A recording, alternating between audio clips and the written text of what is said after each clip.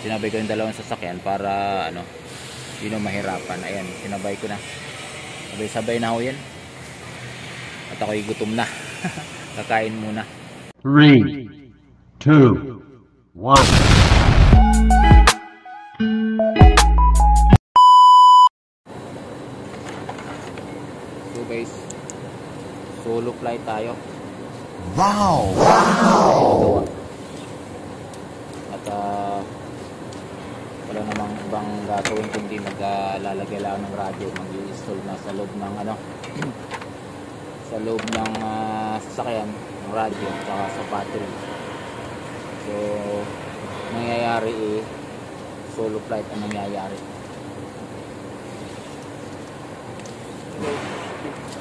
Yung kable ho dito pag ganitong isa, ang lalaki guys, ang lalaki.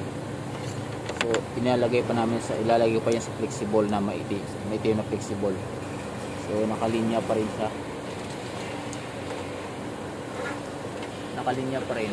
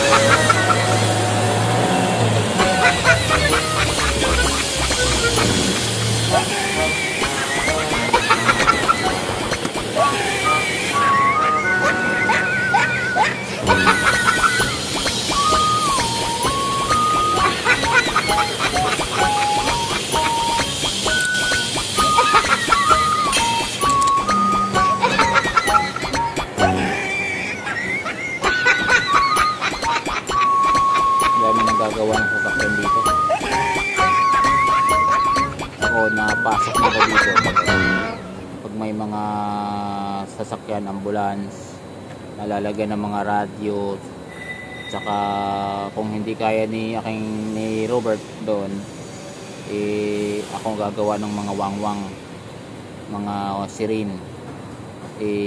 Walang ginagawa si Robert kaya siya na gumagawa, kaya ang ginagawa ko puro radyo na lang, tapos nilalagyan yung eyelid.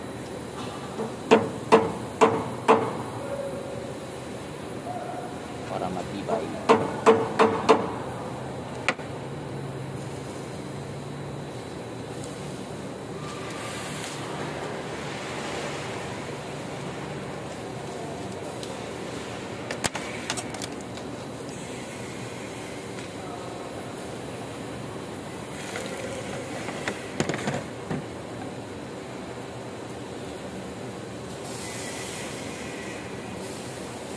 Kaya hindi, ang laban ko kasi dito ay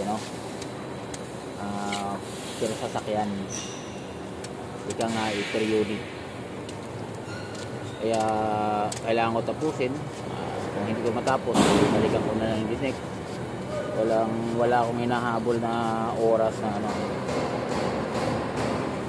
Pero pag kailangan talaga tapusin, kailangan ko talagang at anong oras ginagawa ko na kailangan tapusin. So, ngayon kasi siguro pan-deliver na rin itong mga sasakyan dito. So guys, ini-splice yan, splicer.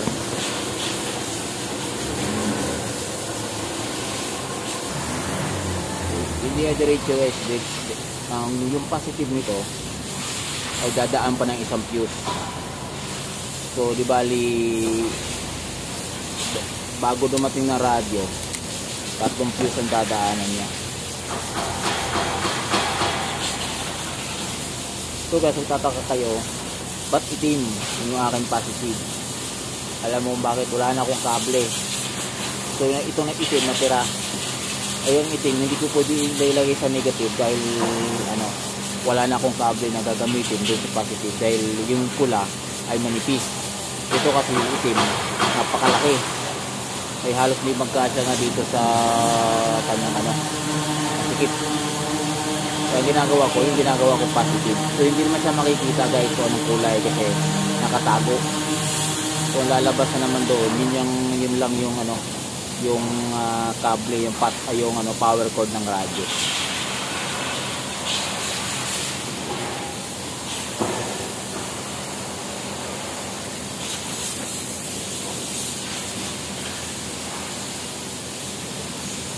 Yung mga nagraradyo natin dyan, yung mga sasakyan, yun lang po, tandaan nyo lang po kung paano malinis maglagay sa sasakyan ng kable at hindi delikado. Kailangan nyo na po ng mga tamang gamit, hindi yung basta-basta lang na gamit.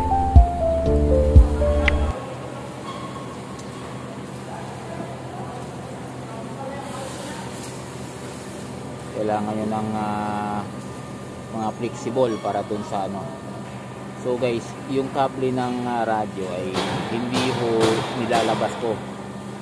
Iba ho yung nasa labas ng sasakyan, yung nasa may makina. Ibang kable ginamit ko, ito yung malalaki. Papasok sa loob ho ito, doon ako magkukunik nung kable nung radyo, yung pasok. Kasi guys, nakadesign yung kable noon, hindi doon sa pang mainit sa malamig. Nakadesign yun pang indoor. Kaya may mga kable kung may pang outdoor.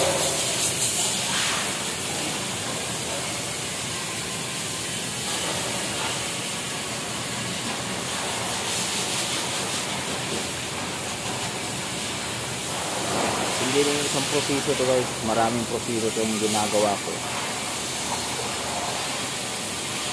para sa pagkakable.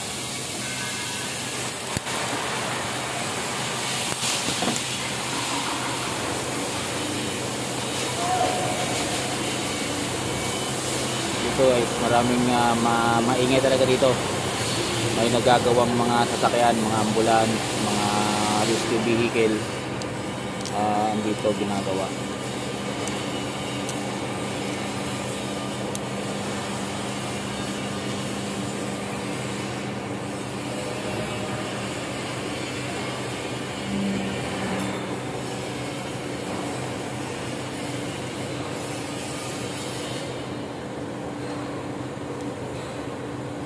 So guys, wala kang makitang kable dito sa labas, puro nakabalot ng black nut flexible. Kaya yun ang dito yun ang ko, kasi hindi talaga ako naglalagay ng power cord ng radyo sa labas at hindi tatagal yun. Ito na, mag-uumpisan naman ako para dun sa connection, ipapasa ko dun sa loob ng sasakyan yung kable. So ngayon guys, itong model ng Hilux is new model to, bagong model ng Hilux automatic. Anong nangyari, napaka sarado, halos 0-0 yung mga dinadaanan ng kable. Medyo hirap din talaga ako anuhin yung hahanapin yung tamang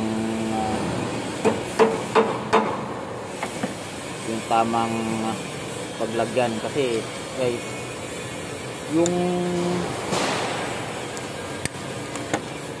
ulo ho ng may PL259 na po yung aking coax. So ngayon, ang hirap na ho ilusot.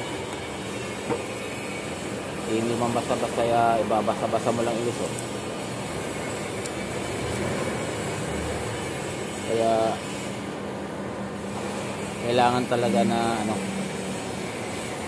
yun ang matagal guys, yung paglulusot doon, kasi ililinya mo pa sa ilalim, tatanggalin mo pa yung yung parang yung parang drawer sa ilalim ng dashboard, kasi andun nga nakalusot siya. Hindi mo siya mai-install na maayos pag hindi nakatanggal yun. So tapos na ako dito sa mga linya, ng linya. So connection na lang. Actually sinabay ko na itong dalawang sasakyan. Sinabay ko yung dalawang sasakyan para hindi na mahirapan. Ayan, sinabay ko na. Sabay-sabay na ako yan. At ako'y gutom na. Kakain muna.